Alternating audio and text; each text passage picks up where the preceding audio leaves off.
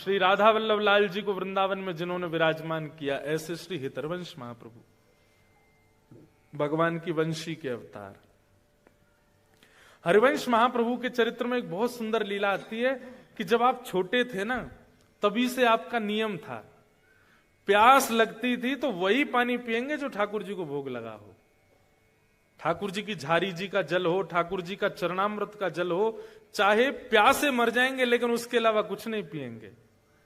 और भूख लगेगी तो वही पाएंगे जो ठाकुर जी को पधराया जा चुका है। उसके अलावा चाहे दुनिया के बहुव्यंजन सामने रख दिए गए हों, भूखे सो जाएंगे लेकिन ठाकुर जी की वस्तु लिए बिना नहीं सो। एक बहुत सुंदर लीला सुना है। एक बार हरिवंश बालक थे, छोटे बालक है, जैसे बालक खेल रहे हैं ऐसे छोटे छोटे बालक थे। तब से उनका नियम था कि उनके पिताजी के जो सेवा के ठाकुर जी थे वो पूरे दिन उनको ही देखते रहते थे। पूर्व जन्म का उनको याद रहता था कि मैं निकुंज की एक सखी हूं, वंशी सखी, वंशी अली। तो अब बालक को तो कभी भी भूख लगाती है, तो हरिवंश महाप्रभु की माता जी को इतना भोग रखना पड़ता था ठाकुर जी के आगे कि बालक को कब भूख लगावे, और कुछ पाते ही नहीं थे ठाकुर जी के प्रसाद के अलावा। लेकिन एक दिन हरिवंश बालक को रात्रि अर्धरात्रि में रोने लगे, सोते सोते। माता जी पिताजी के बीच में सो रहे थे, सोते सोते रोने लगे। माँ पिता उठ गए, क्या हुआ बालक, क्या हुआ क्या हुआ, क्यों रो रहे हो? भूख लगी है। उनके पिताजी व्यास मिश्र तुरंत अपनी पत्नी से बोले, देवी लाओ कुछ खिलाओ। बोले, अरे कुछ खिलाओ, जानते नहीं हो आप ये बिना भोग लगाई कोई वस्तु पाता नहीं है। तो बोले, रात्रि का कोई, बोले वो सब रात में पा चुके हैं सब लोग, अब कुछ ऐसा है नहीं, सब अमनिया है। अमनिया जिसका भोग ना लगा उसको अमनिया कहते हैं, सब अमनिया है, ठाकुर जी का भोग कुछ भी नहीं है अभी। लेकिन छोटा बालक रोए, अब उसके आगे कौन से वेद शास्त्र जिद चलती है। तो व्यास मिश्र जी बोले, सुनो अभी नींद में है, रो रहा है, इसको क्या पता, कुछ भी ले आओ, धर दो सामने। तो माता जी गई, कुछ ला करके हरिवंश बालक के आगे रख दिया। तो हरिवंश जी ऐसे लेकर के देखने लगे। तो माता पिता बोले, क्या देख रहे हो? बोले, इसका भोग तो लगा नहीं है। तो व्यास मिश्र जी बोले, तुमको कैसे पता कि भोग लगा कि नहीं? बोले, जब भोग लगता है तो मैं देख लेता हूं, ठाकुर जी की दत्तुइयां गड़ी होती हैं उसमें। मतलब सेवा व्यास जी करते हैं, उनको नहीं पता कि भोग में ठाकुर जी की दत्तुइयां गड़ी हैं। उनके बालक हरिवंश जी को पता है कि ठाकुर जी ने भोग लगाया कि नहीं। रोने लगे, रोते रोते। अब माता पिता चिंता में, रात में ठाकुर जी को थोड़ी उठाएंगे बालक के लिए, ठाकुर जी तो सो रहे हैं। लेकिन रुदन की आवाज हमारी किशोरी जी ने सुन ली। हमारी लाडली जी सेज सैया पर बेचैन हो गई। तो ठाकुर जी बोले, का भयो, सो काय कुनाए रही हो? अरे आपको आवाज नहीं आ रही? हरिवंश बालक रो रहा है। ठाकुर जी बोले, हाँ रो तो रो, काय को रो रहा है? बोले, यार इनको भूख लगी है, प्यास लगी है, और हमारे बिना भोग लिए कुछ पाते नहीं है। अब रात्रि में कुछ ऐसी सामग्री रखी नहीं, और आधी रात का समय, छोटा बालक, इसको कैसे मनाए? ठाकुर जी बोले, श्री जी रुको मैं कछु करूं। तो सेवा के ठाकुर जी प्रिया प्रियतम सचल हो गए, अंदर ही, मंदिर के अंदर ही छोटे छोटे स्वरूप सचल हो गए।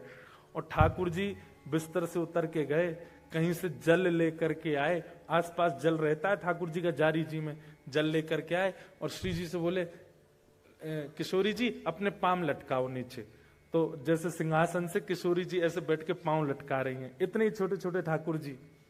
और ठाकुर जी झारी जी के जल से किशोरी जी के चरण धो रहे हैं। हरिवंश बालक को पीने के लिए जल अमनिया कर रहे, जल को भोग बना रहे हैं ठाकुर जी कि वो वहां की प्यास बुझे। और फिर किशोरी जी से तो कहेंगे नहीं मेरे चरण धो, स्वयं बैठ के अपने चरण भी धो रहे हैं। दोनों के चरणों का जो चरणोदल था वो इकट्ठा कर लिया। और फिर बंटा भोग, रात्रि में ठाकुर जी के पास में कुछ भोग रखा जाता है, उसको लेकर के आए। और किशोरी जी तो बोले, लो पाओ, पूरा मत पइयो ने छोड़ दियो बालक को। किशोरी जी ने एक मुख लगा रही है, ठाकुर जी ने एक मुख लगा रहे हैं। मुख लगा करके सन्मुख पधरा दियो, और सन्मुख पधरा करके और कछु सामग्री भीतर से घेर दई। और तुरंत गिर के झटपट दोनों गए और रजाई ओढ़ के जैसे स्वरूप थे वैसे है कि सो गए।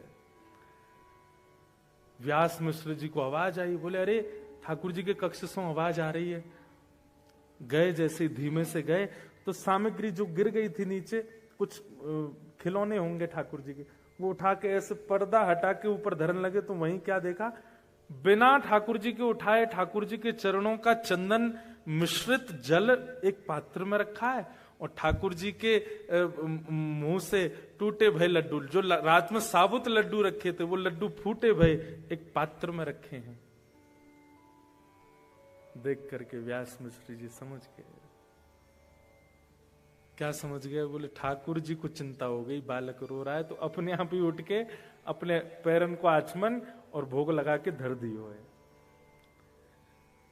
लेकिन व्यास मिश्र जी बोले पूर्णता तो तब पता चले जब हरिवंश बालक देख ले भोग, उसको ही पता चलता है कि भोग लगा कि नहीं। लेकर के गए, लो बालक पाओ। तो हरिवंश जी ने जैसे ही देखा, हाँ ठाकुर जी का भोग लगाया, तुरंत पा गए। ठाकुर जी का चरणोदल ले लिया। ऐसी स्थिति, इसको कहते हैं विरक्त इंद्रिय। जैसे आपकी जीव कैसी है इस वक्त, उसको छोले भटूरे का स्वाद पता है और वो उसी के स्वाद को याद करके आपको बेचैन करती है। छोले भटूरे चाहिए, छोले भटूरे चाहिए। आपकी जीव को स्वाद पता है पानी पूरी का, तो पानी पूरी का नाम लेते कईयों के तो मुंह में पानी आ भी गया होगा। आहा, खट्टा खट्टा पानी जब जीभ में जाएगा कितना सुख मिलेगा, आनंद आ जाएगा। लेकिन सख्य भाव जिसके अंदर होगा, ठाकुर जी के प्रति सख्य भाव जो रखता होगा, उसको बाह्य व्यंजनों का रस नहीं पता होगा। उसको पता होगा कि हमारे वृंदावन के श्री राधारमन लाल जी की कुलिया की प्रसादी, उसका नाम लेते ही मुंह में पानी आ जाए। श्री वृंदावन बिहारी लाल जी के सुबह की, अब आपने तो पाई नहीं होगी, सुबह सुबह बिहारी जी को पराठा भोग लगता है। हमारे बिहारी जी को इतना स्वादिष्ट पराठा, आहा। श्री राधा वल्लभ लाल जी की खिचड़ी, क्या कहने, मेरे तो मुंह में पानी आ गया भाई थे। मन कर रहा कल की फ्लाइट थी वृंदावन जाऊं, पा लूं। मतलब आपके टेस्ट बर्ड्स, आपकी दर्शन की स्थिति देख, अभी नेत्रों को क्या चाहिए? सुंदरता, उसका रूप, वहां के लोगों का रूप, या वहां का व्यू, या वहां का सीन, ऐसे देखने की इच्छा होती है।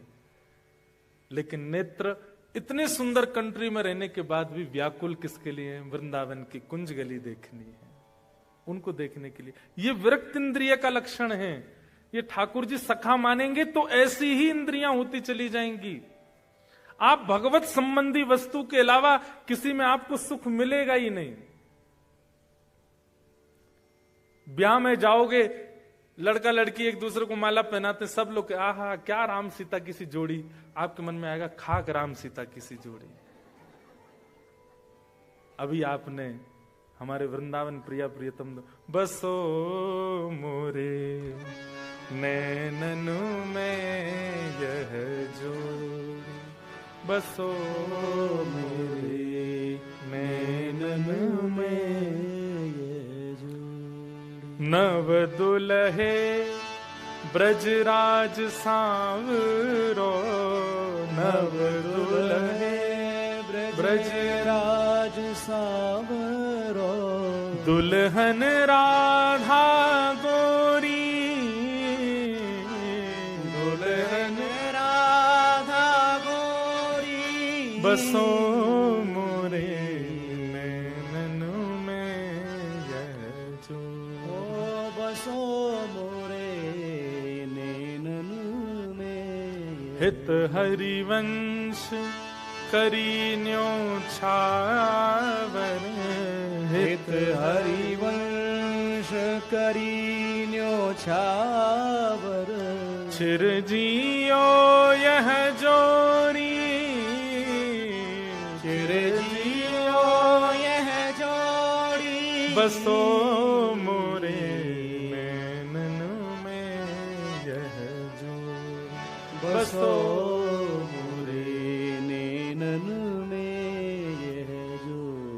क्या निवेदन कर रहे थे? सखा के 3 लक्षण होंगे। पहला विरक्त इंद्रिय, उसकी इंद्रियां केवल कृष्ण रस चाहती हैं। दूसरा प्रशांत, भगवान का सखा कम बोलने वाला हो, ज्यादा बोलने वाला नहीं, मतलब बाह्य चर्चा ज्यादा ना करे, कम बोले, थोड़ा मौन रहे, शांत रहे। ठाकुर जी को शांत व्यक्ति बहुत प्रिय है। ठाकुर जी को बोलने वाले प्रिय क्यों नहीं है? ठाकुर जी खुद ही बोलता रहेगा, मेरी सुने कोई ना। मुंह को तो सुनवे वारो चाहिए, जो खुद शांत रहे, मेरी सुने। हमारे ठाकुर जी बोलते क्यों नहीं है? हम बोलवे को अवसर ही नहीं दे रहे उन्हें, हम ही बोलते रहते हैं। तो प्रशांत आत्मा। और तीसरा जितेंद्रिय, अपनी इंद्रियों को जिसने वश कर रखा है, जीत रखा है, उसकी इंद्रियां अपनी इच्छा प्रकट नहीं करती, वो जो चाहता है इंद्रियां वही करें। ऐसी स्थिति जिसकी, ये 3 लक्षण जिसमें आ जाएं वो सखे। सखा ठाकुर जी का बनना है तो 2 ही उपाय हैं, या तो ये 3 लक्षण अपनाओ, या फिर गुरु के प्रति दास्य भाव रखो। गुरु कृपा करके ठाकुर जी को सखा बना देंगे। और नवदा भक्ति का अंतिम भाव है आत्मनिवेदनम। आत्मनिवेदन मतलब हमारे ब्रज में एक पद गाते हैं, ठाकुर जी के शयन में हम रोज गाते हैं। रसिक प्रीतम हित चित की बातें, रसिक प्रीतम हित चित की बातें, श्री गिरधारी जी सो कहिए, श्री गिरधारी जी सो कहिए, तलहटी गोवर्धन की रही, तलहटी गोवर्धन। आत्मनिवेदनम का मतलब क्या है? जैसे आप लोगों ने अनुभव किया होगा, जैसे किसी दिन मन भारी हो जाता है, आप क्या करते हो? आप बहुत बेचैन हो, अब आपको पूरी दुनिया में एक ही व्यक्ति दिखता है जिससे आप बात करके मन को हल्का कर सकते। अब आप उसको फोन लगाते हो, उससे बात करते हो, अपनी पूरी बताओगे, आज मेरे साथ स्कूल में ऐसा हुआ, कॉलेज में ऐसा हुआ, या जहां भी जैसा हुआ, फिर मन शांत करो। पर आपकी स्थिति क्या हो जाए, आप अपने कॉलेज से, स्कूल से, जॉब से दौड़े सीधे घर के लिए, और तुरंत अपने ठाकुर जी के सन्मुख बैठ करके एकांत में और ठाकुर जी से अपनी सारी चर्चाएं। हमारे श्री रामसुखदास जी महाराज कहते थे, ठाकुर जी से चर्चा करना, इसी को आत्मनिवेदन कहते हैं। अगर नवदा भक्ति आपके चित्त में, अष्ट भक्ति नहीं आई है, और आप ठाकुर जी से चर्चा करोगे, तो आपके मन में पाषाण भावना ही रहेगी ठाकुर जी के प्रति। लेकिन अष्ट भक्ति अगर आपके चित्त में प्रकट हो चुकी है, उसके बाद जब आप नवम भक्ति प्रकट करोगे, ठाकुर जी से अपने हृदय की चर्चा करोगे, नाथ कुछ नहीं करना, केवल यहां से प्रारंभ करना। कैसे? ठाकुर जी हम जा रहे हैं, सुबह ही बता दो कहां जा रहे हैं। जॉब पे जा रहे हैं, आज ऐसे ऐसे क्लाइंट्स आने वाले हैं। एक बात बताएं, घपला भी करने वाले हो ना, वो भी बता के जाओ। सही बता रहे हम। एग्जाम में चीटिंग भी करने वाले हो ना, तो वो भी बता के जाओ। ठाकुर जी पीछे वाला मेरे जो रोल नंबर होगा ना, उसको ज्यादा आता है, मैं उससे पूछूंगा, थोड़ा वो 1-2 क्वेश्चन पूछूंगा, तीसरा नहीं, ज्यादा नहीं, हाँ सब बता जाओ ठाकुर जी। जो आप माता पिता को भी नहीं बता के गए हो, वो बता जाओ। आपके जॉब से रिलेटेड हो, आपके कर्म से रिलेटेड हो, आपकी पढ़ाई से रिलेटेड हो, आपके संबंधों से रिलेटेड हो, आपके दिनचर्या से रिलेटेड। आत्मनिवेदनम। आत्मनिवेदन के 2 भाव हैं। पहला भाव तो ठाकुर जी से चर्चा, पूरे दिन की बातें बता जाओ, आज क्या क्या करने वाले हो, और रात्रि में आकर के फिर पूरे दिन का फिर बताओ, आज क्या क्या किया, वहां गए थे, ऐसा हुआ, यहाँ पे हमको लॉस हो गया, उसने मेरे को ऐसा बोला, ऐसा हुआ, नाथ अब ये ऐसा ऐसा करके मैं आ गया, बाहर मैंने क्या खाया, क्या पिया, ये भी बता दो। हमारे श्री रामसुखदास जी महाराज सामान्य व्यक्ति नहीं थे। भारत की संत परंपरा के धरोहर यदि कहें तो कोई अतिशयोक्ति नहीं। वे कहते हैं कि अपने घर से जाते समय और घर को लौट के आते समय अपने ठाकुर जी से वार्ता जरूर किया करो, और एकांत में, किसी को पता ना चले, बोलो। एक दिन वो आपका नियम ऐसा बन जाएगा कि ठाकुर जी के सन्मुख जब आप आत्मनिवेदन करेंगे तो ठाकुर जी उसका प्रत्युत्तर भी दिया करेंगे। दूसरी बात, आज आप पहले ही बता के गए हो मैं क्या घपला करने वाला हूं, क्या गलत करने वाला हूं, किस पर क्रोध करने वाला हूं, किस पर रोष करने वाला हूं, अपने दोष पहले ही बता करके गए हो, तो जब उस दोष की स्थिति में पहुंचोगे ठाकुर जी कंट्रोल रखेंगे कि वो दोष अतीत में ना हो जाए। अर्जुन ने महाभारत युद्ध का विजय इसलिए बन गया क्योंकि वो एवरीथिंग क्लियर थी उसकी ठाकुर जी के आगे। ठाकुर जी को सब पता था। अर्जुन अपनी इच्छा से कुछ कर ही नहीं रहा है, पहले ही बता दे रहा है ठाकुर जी को, और फिर बताने के बाद ठाकुर जी से कहता मैं ऐसा सोच रहा हूं, अब कंट्रोल आपके हाथ में। सेनयोर भयोर मध्य रथम स्थापयमेच्युत, मेरे रथ को ले जाइए बीच उभय सेना में ले जाकर खड़ा कर दीजिए, मैं ऐसा ऐसा करना चाहता हूं, बाकी इच्छा आपकी चलेगी। करिष्ये वचनम तव, आप जो कहोगे मैं वो करूंगा। आपने अपनी भावना बता दी, अब ठाकुर जी की जिम्मेवारी है उसमें क्या उचित क्या अनुचित ठाकुर जी करवाएंगे। ये आत्मनिवेदन है। आत्मनिवेदन का दूसरा रूप क्या है? ऐसी भावना चित्त में धारण करना कि ये देह केवल माध्यम है, इसके भीतर जो आत्मा बैठी है मुझे उसका उद्धार करना है। समझ रहे हैं मेरी बात को?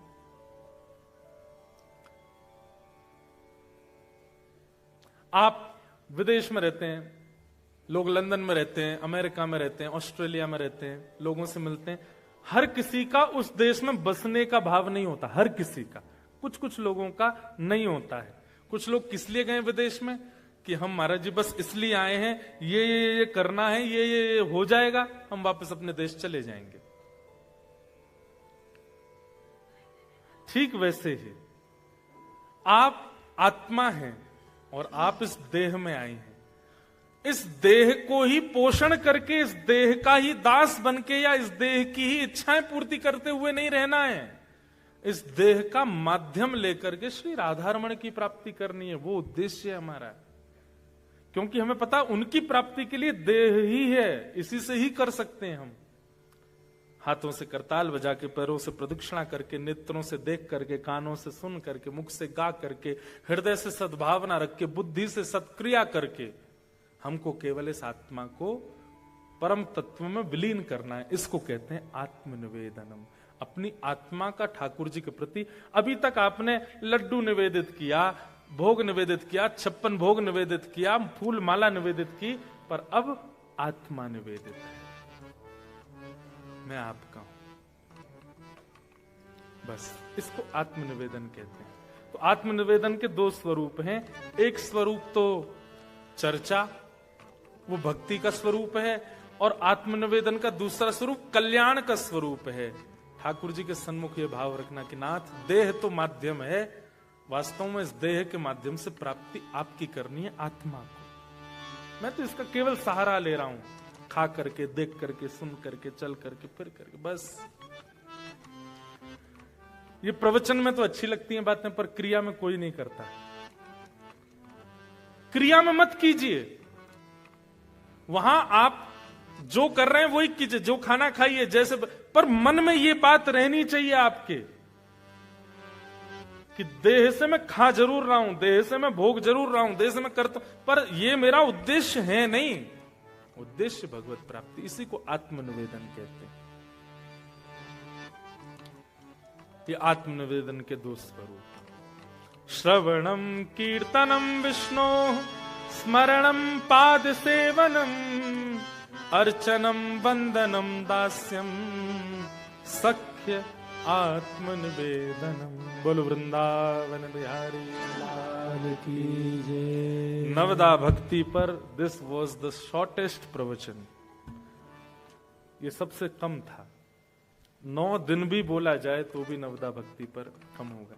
अच्छा, एक नवदा भक्ति का एक स्वरूप और है, पता है? नवदा भक्ति के सतयुग त्रेता द्वापर में कौन कौन आचार्य हुए जिन्होंने इन भक्तियों से भगवान को प्राप्त किया, फिर उन पर प्रवचन होता, वो और अद्भुत होता। श्रवण भक्ति के आचार्य कौन है, कीर्तन भक्ति के आचार्य कौन है, पाद सेवन भक्ति के आचार्य कौन है, फिर उन आचार्यों पर चर्चा चलती। तो वो तो बहुत बृहद प्रसंग है, पर ये एक शॉर्टेस्ट प्रवचन नायरोबी में आज नवदा भक्ति पर पूर्ण हुआ। बोलो वृंदावन बिहारी लाल की जय। तो आप लोगों के हृदय में विराजमान ठाकुर जी से मेरी एक हम्बल रिक्वेस्ट है ये नवदा भक्ति के भाव, इनको केवल प्रवचन समझ करके मत जाइएगा, थोड़ा सा चिंतन कीजिएगा। और जैसा कि मैंने पहले दिन कथा में कहा था कि भारत में रहकर के भजने वाले को ठाकुर जी देखते होंगे, पर इतनी दूर रहकर के, विपरीत अवस्था में रहकर के ठाकुर जी को भजने वाले को ठाकुर जी निश्चित देख के प्रसन्न होते होंगे। आप लोगों को ये अपॉर्चुनिटी मिली है कि आप वियोगात्मक भक्ति कर सकते हो, क्योंकि आपके लिए जगन्नाथपुरी, द्वारिका, वृंदावन सब बहुत दूर है। कैसे आऊं रे नंद लाला तेरी गोकुल नगरी, बड़ी दूर नगरी। मीराबाई कहती, दूर नगरी, बड़ी दूर नगरी, दूर नगरी, बड़ी दूर नगरी। मीरा के प्रभु गिरधर नागर, मीरा के प्रभु गिरधर नागर। तुमरे दरस बिन मैं तो हो गई बाबरी, बड़ी दूर नगरी। हाँ, तुमरे दरस बिन मैं तो हो गई बाबरी, बड़ी दूर नगरी। ये भाव आप लोगों को गाना चाहिए। बहुत दूर है यहां से वृंदावन, पर जैसा कि मैंने कहा, देह के लिए दूर होगा, हृदय के लिए तो आप जहां हो वहीं वृंदावन प्रकट कर सकते हैं। इसलिए आप सबके हृदय में विराजमान मेरे ठाकुर जी को बारंबार प्रणाम। और इस 3 दिवसीय सत्र को हम आज यहाँ विराम प्रवचन को दे रहे हैं। उत्सव तो अभी प्रारंभ होगा। बहुत बहुत धन्यवाद हमारे जानी फैमिली और शाह फैमिली का, जिन्होंने पूरे नायरोबी के इतने सारे वैष्णवों के लिए यह 3 दिन का सत्संग सत्र किया। एक अंतिम बात हम पूछें, 3 दिन कम लग रहे हैं ना? हैं? इसलिए अगली बार हम 5 दिन के लिए आएंगे। और हैं? क्या 7 नहीं, हम 5 दिन कथा करेंगे, फिर बाकी के दिन चुपचाप घूमेंगे। आप लोग यहाँ आकर के बसे हो तो आप लोगों का फायदा क्या लेंगे? हम आपके घरों में रह के यहाँ घूमेंगे भी, थोड़ा अपने लाल जी को घुमाएंगे भी। तो 5 दिन का सत्र है और डेट भी लगभग सुनिश्चित है। एक कथा को विश्राम करके यहाँ का सत्र दिया गया है। कौन सी डेट थी? 5 मार्च से लेकर के और 10 मार्च तक, 5 to 10 मार्च 2026। आप सब लोग तैयार रहिए, अभी से ही तैयारियों में लग जाइए। और ये पहली कथा है, आप लोगों से हमारी भेंट पहली बार हुई है, अच्छा मिलन हुआ है। अफ्रीका के लिए एक मन में ऐसा भाव रहता तो बहुत गर्मी पड़ती होगी, पर यहाँ तो भाई क्या अच्छा मौसम रहता है। मैंने अभी तो ये समर चल रहा है और बोले हाईएस्ट समर और चल रहा है, तो फिर तो आनंद ही आएगा। तो अगले वर्ष हम आएंगे, तब तक के लिए आप सब लोग ध्यान रखिएगा अपना। बोलो वृंदावन बिहारी लाल की जय।